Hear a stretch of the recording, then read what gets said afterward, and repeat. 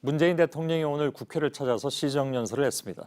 내년 예산안이 513조 원 규모로 큰 폭으로 늘었는데 현재 경제 상황에서 확장 재정이 필요하다고 강조했습니다. 그런데 오늘 문 대통령의 연설은 사실 다른 곳에 더 방점이 찍혀 있습니다. 바로 공정입니다. 공정은 바로 문정부 초기부터 핵심 가치였는데 최근에 법무장관 사태를 겪으면서 다시 한번 강조하고 나서는 것으로 분석됐습니다. 심수미 기자입니다. 공정이 바탕이 되어야 혁신도 있고 포용도 있고 평화도 있을 수 있습니다. 문재인 대통령의 시정연설에는 공정이 모두 27번 들어갔습니다. 시작은 공정에 대한 국민의 목소리였습니다. 문 대통령은 국민의 다양한 목소리를 엄중한 마음으로 들었다며 공정과 개혁에 대한 국민의 열망을 절감했다고 말했습니다. 조국 전 장관 문제를 시사하기도 했습니다. 사회주도층일수록 더 높은 공정성을 발휘하라는 것이었습니다. 대통령으로서 무거운 책임감을 갖겠습니다. 결국 해결책도 공정이라고 강조했습니다. 국민의 요구를 깊이 받들어 공정을 위한 개혁을 더욱 강력히 추진하겠습니다. 문 대통령은 가불 문제부터 채용, 직장 내 차별 등 전 분야에서 모든 불공정을 과감하게 개선하겠다고 했습니다. 특히 처음으로 정시 비중 확대를 언급하는 등 대학 입시 제도를 개편하겠다고 했습니다. 문 대통령은 또 검찰 개혁을 위해 공수처법 등 관련 법안들을 국회에서 조속히 처리해달라고 당부했습니다. JTBC 심소희입니다. 그럼 문재인 대통령이 시정연설 통해서 공정을 강조한 배경에 대해서 좀 더 짚어보도록 하겠습니다. 청와대 연결되어 있습니다. 안의근 기자가 나가 있습니다. 공정이라는 단어를 27번 썼다. 이례적으로 많다고 볼 수가 있겠군요. 네, 그렇습니다. 기회는 평등하고 과정은 공정하고 결과는 정의로울 것이다. 문재인 정부의 핵심 가치였는데요. 하지만 조국 전 장관 가족 문제 등에서 일부 국민들의 여론이 이에 대한 신뢰가 일부 깨졌다고 판단한 겁니다. 청와대 핵심 관계자는 최근 조 전 장관 사퇴 과정을 지켜보면서 공정이라는 가치를 새롭게 절감한 것이라고 설명을 했습니다.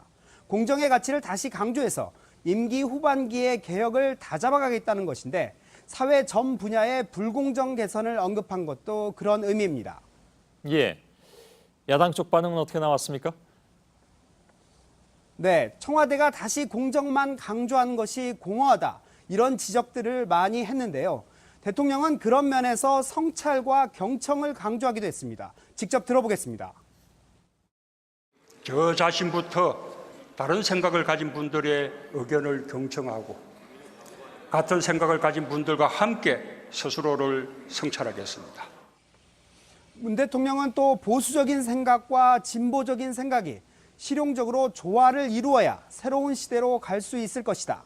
또 무리한 정책 추진은 하지 않을 것이라고도 했는데요. 청와대 관계자는 공정에 대한 반성, 그래도 공정을 위한 개혁이 계속돼야 한다는 취지라고 설명했습니다. 오늘 검찰개혁 또 공수처 설치도 강조했는데 사실상 야당의 반론을 다시 설득하는 그런 취지의 언급이었다고 봐야 되겠죠. 네, 오늘 공수처법 등의 조속한 처리를 국회에 당부했는데요. 야당의 비판은 잘 알고 있지만 사실상 현실적인 대안은 공수처밖에 없다는 입장을 다시 한번 강조한 겁니다. 국민을 위한 기관이란 평가를 받을 수 있을 때까지 검찰개혁을 멈추지 않겠다. 사실상 공수처가 있었더라면 국정농단 사건은 없었을 것이란 말은 이를 잘 보여주는 부분입니다. 청와대에서 안의근 기자였습니다. 오늘 시정연설은 국회 예산안 심사를 앞두고 행정부 수반으로서 예산이 어떻게 쓰일지를 설명하는 자리였습니다. 오늘 문재인 대통령이 가장 강조한 것은 확장 재정이었습니다.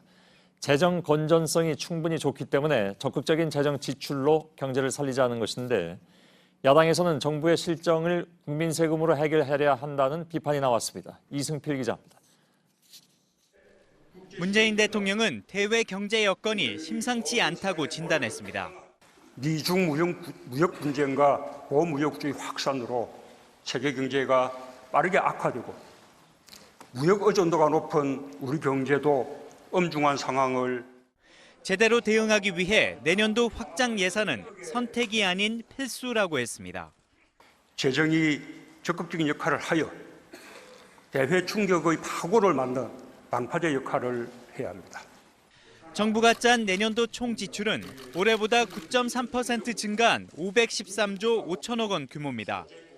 문 대통령은 재정 여력이 충분하다는 점을 강조했습니다. 내년도 국가 채무 비율은 GDP 대비 40%를 넘지 않습니다. OECD 평균 110%에 비해 비교할 수 없을 만큼 낮은 수준이고, 특히 독일과 네덜란드와 우리나라를 재정 여력이 충분해서 재정 확대로 경기에 대응할 수 있는 나라로 지목했습니다. 하지만 자유한국당은 문 대통령이 지금 상황이나 국민 체감과 동떨어진 자화자찬만 하고 시장이 기대하는 정책 대전환은 끝내 거부했다고 평가했습니다. 그러면서 결국 국민 세금을 더 걷겠다는 것에 불과하다며, 그렇다면 납세자인 국민에게 최소한 지난 2년간 경제 실정에 대해 사죄라도 했어야 한다고 했습니다. JTBC 이승필입니다. 대통령의 시정연설을 듣는 여야의 반응은 확연히 달랐습니다. 여당은 연설 중에 모두 28번의 박수를 쳤습니다. 그러나 자유한국당 의원들은 두 손으로 귀를 막거나 팔로 X자를 만들어 보이는 등 적극적으로 대통령 연설에 반대 의사를 표시했습니다. 유한울 기자입니다.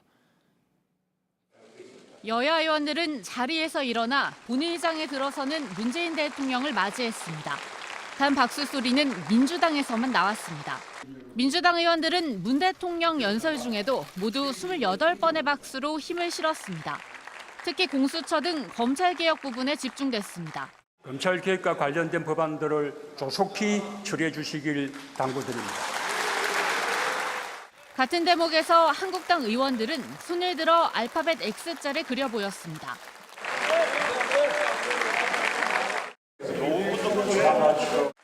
야유로 장내가 술렁이기도 했습니다. 두 손으로 귀를 막는 의원도 있었습니다. 연설을 마친 문 대통령은 악수를 청하러 야당 의원들이 앉아있는 통로로 향했습니다. 많은 의원들이 걸음을 옮긴 가운데 아직 자리를 지키고 있던 의원들과 악수를 나눴습니다. 문 대통령과 한국당의 신경전은 연설 전 이뤄진 환담부터 시작됐습니다. 대통령님께서도 직접 국민들의 마음을 좀 편하게 해주시는 그런 노력들이 필요할 것 같습니다. 대부분에서도 법원 개혁에 관한 법들이 좀 계류가 되어 있죠. 민주당은 시정 연설에 대해 내년도 예산 방향에 공감한다고 평가했습니다. 반면 한국당은 국민들에게 좌절감을 안겨준 연설이라고 했습니다. JTBC 유한울입니다.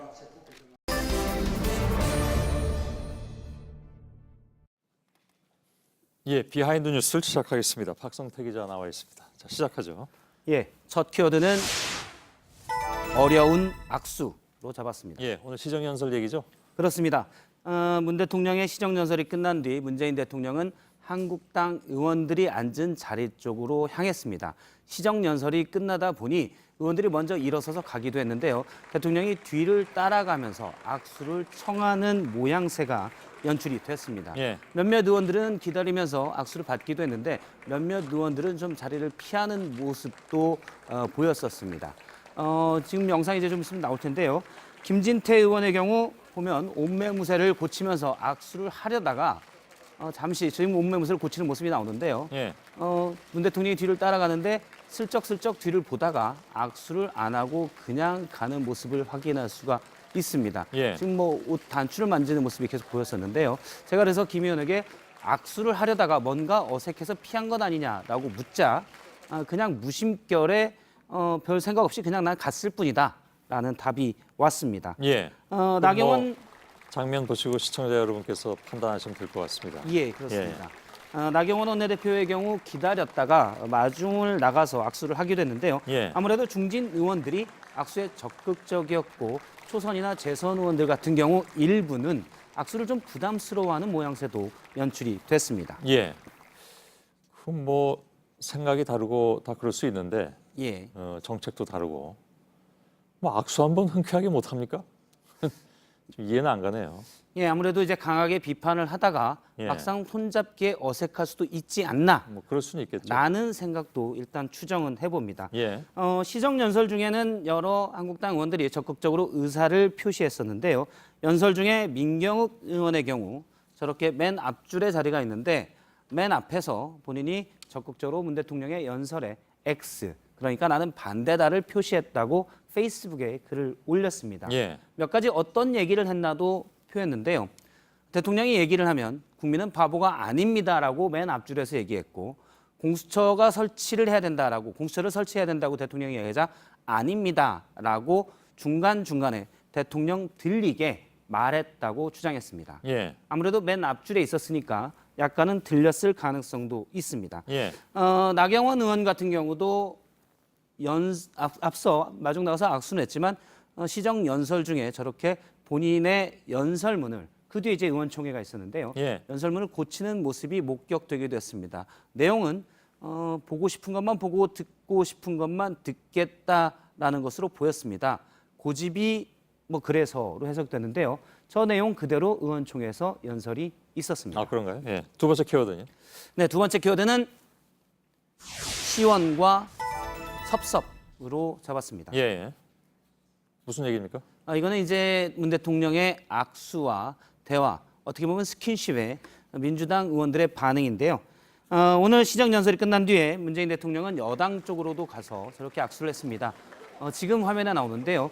왼쪽에 이철희 의원이 문재인 대통령이 찾자 갑자기 앞으로 가서 이제 고개를 숙이면서 악수하고 얘기를 나누는 모습을 확인할 수 있습니다. 몇몇 의원들이 옆에 있었고 그 대화 내용은 바로 알려지지 않았었는데 제가 이철희 의원에게 전화해서 어떤 대화를 했길래 갑자기 저렇게 한박 웃음을 하고 웃었냐라고 묻자 이 예. 의원이 대통령이 갑자기 섭섭한가 시원한가라고 물어서 대비 못했다가 그냥 웃기만 했다라는 답이 돌아왔습니다. 예. 다음 총선에 출마 안 한다는 얘기 때문에 그런 건가요? 그렇습니다. 예. 이철희 의원은 불출마 선언을 진즉한 바가 있는데요. 이 의원 얘기인데요. 대통령이 원래 스킨십이 많은 편도 아니고 본인도 친문 의원으로 분류되지 않았었는데 예. 갑자기 뒷줄에 있던 본인을 불러서 얘기를 해서 본인도 좀 놀랐다고 했고요. 아무래도 이제 여당에서는 이철희 의원의 불출마 선언에 대해서 예. 대통령이 좀 관심과 애정을 가진 것으로 해석하고 예. 있습니다.